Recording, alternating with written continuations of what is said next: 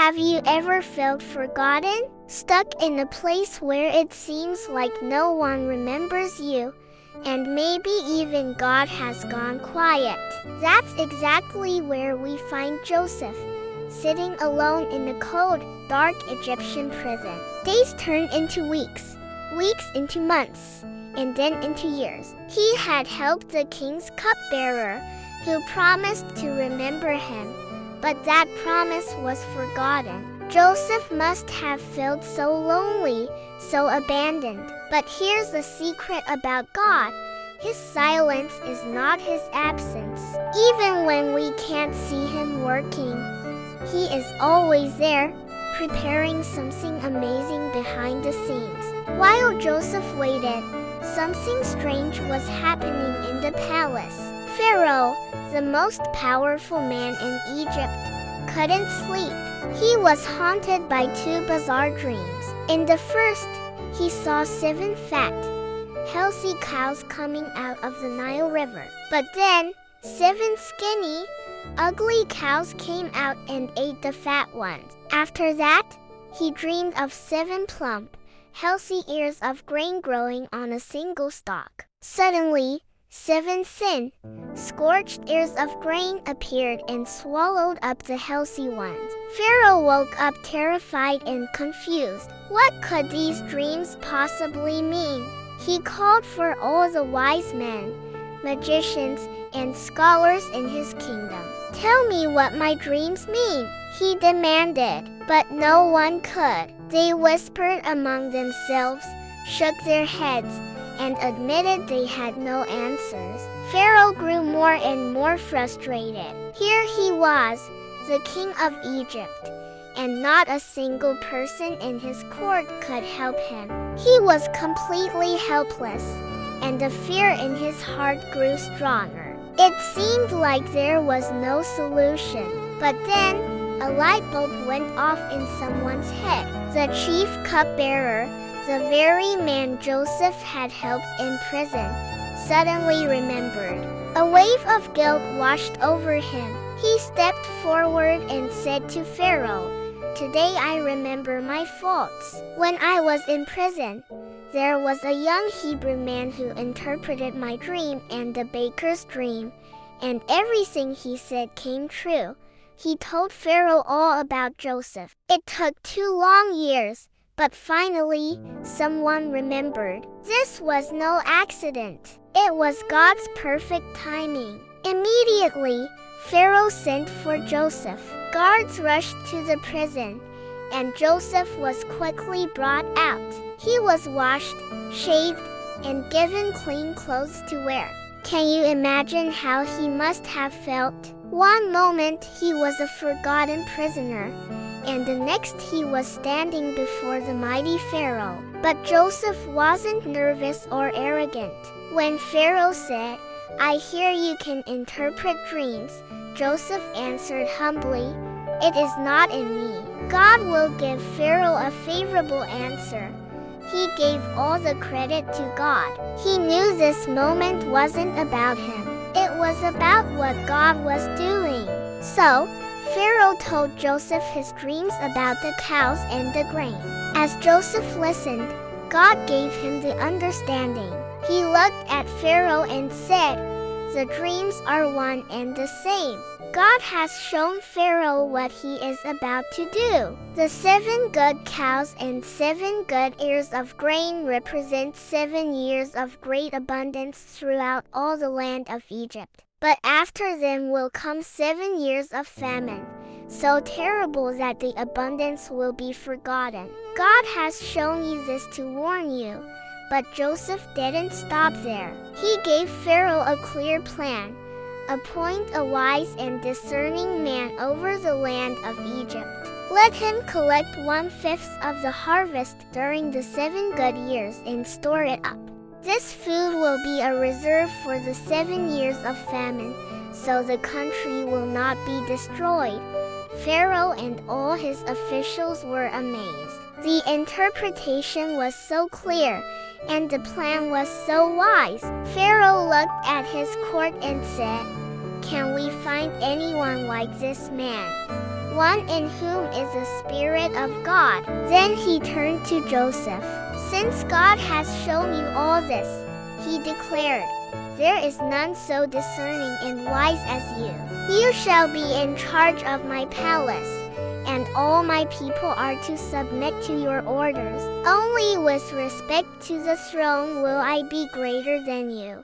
In a single day, Joseph went from a prisoner to the second most powerful man in all of Egypt. Pharaoh gave him his own signet ring, fine linen clothes, and a gold chain. Joseph's faithfulness in the darkest of times had been rewarded in the most incredible way. The 7 years of abundance came just as Joseph had predicted. The land produced so much food that Joseph stored it in cities, piling it up like the sand of the sea. It was too much to even measure. Then, the 7 years of famine began.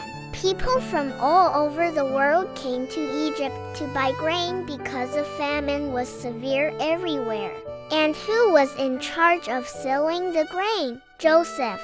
One day, a group of 10 men from Canaan appeared before him, bowing down with their faces to the ground. As Joseph looked at them, his heart stopped. He recognized them immediately.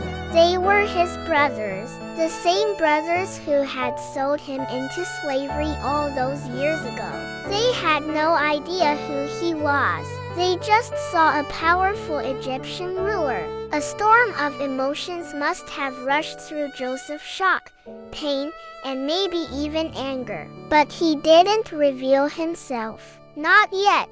God had a deeper plan. Joseph needed to know if his brothers had changed. Were they still the same selfish, cruel men who had left him for dead? So, he began to test them. He accused them of being spies and put them through a series of trials, all designed to see what was truly in their hearts. The ultimate test came when he demanded they leave their youngest brother, Benjamin, behind as a servant. This was a moment of truth. Years ago, they had gotten rid of Joseph. Would they now abandon Benjamin, their father's beloved youngest son? But this time, something was different.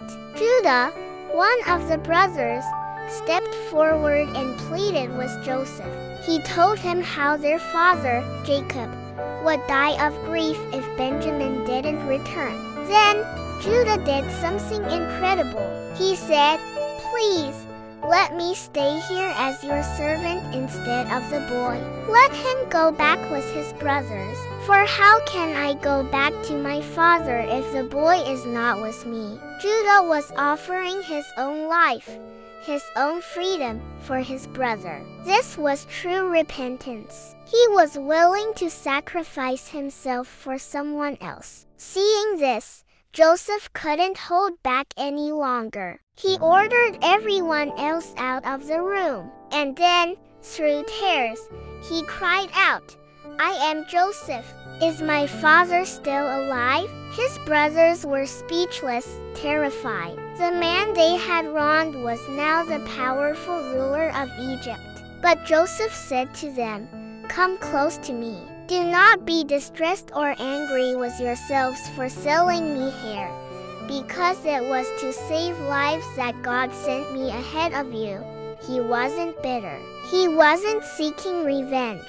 He saw God's hand in everything. He forgave them completely, and in that moment of forgiveness, years of pain melted away, replaced by relief and healing as they all wept together. The news reached Pharaoh's palace, and he was delighted. He told Joseph to bring his entire family to Egypt.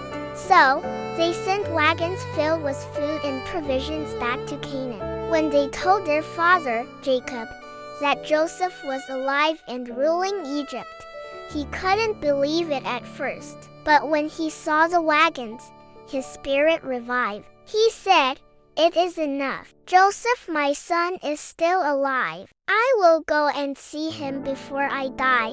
The whole family, 70 people in all, packed up and moved to Egypt.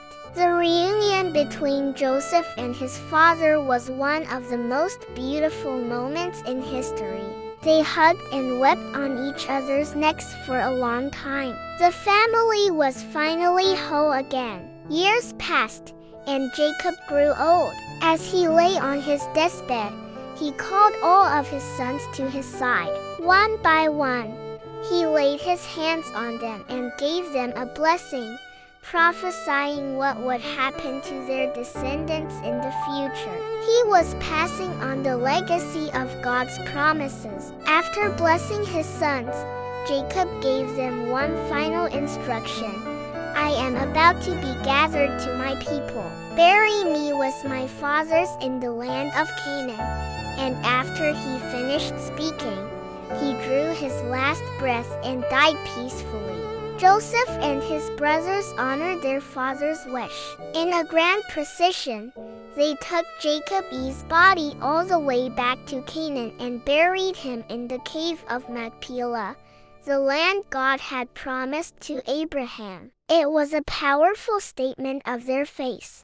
Even though they were living in Egypt, their true home, their promised land, was Canaan. They believed God's promise would one day be fulfilled. Many more years went by, and Joseph himself grew to be an old man. Before he died, he gathered his family around him.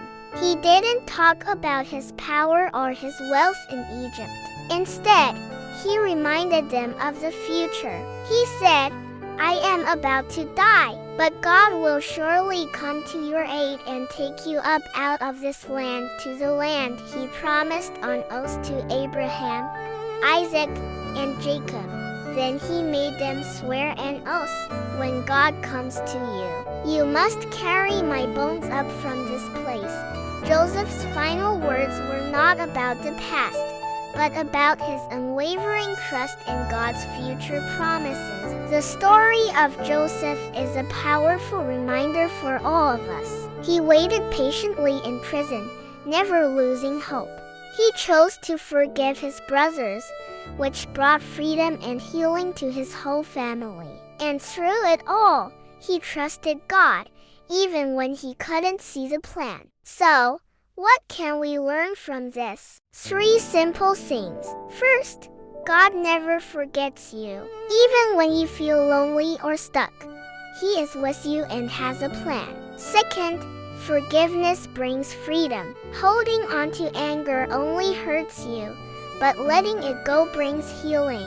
And third, God always keeps His promises. His timing is perfect, and His plans are always for our good. Let's take a moment to pray. God, help us to be patient like Joseph when we have to wait. Help us to have forgiving hearts, even when it's hard. And help us to trust your promises, knowing that you are always faithful. Thank you for never forgetting us. Thanks for watching, and don't forget to follow for more stories of faith.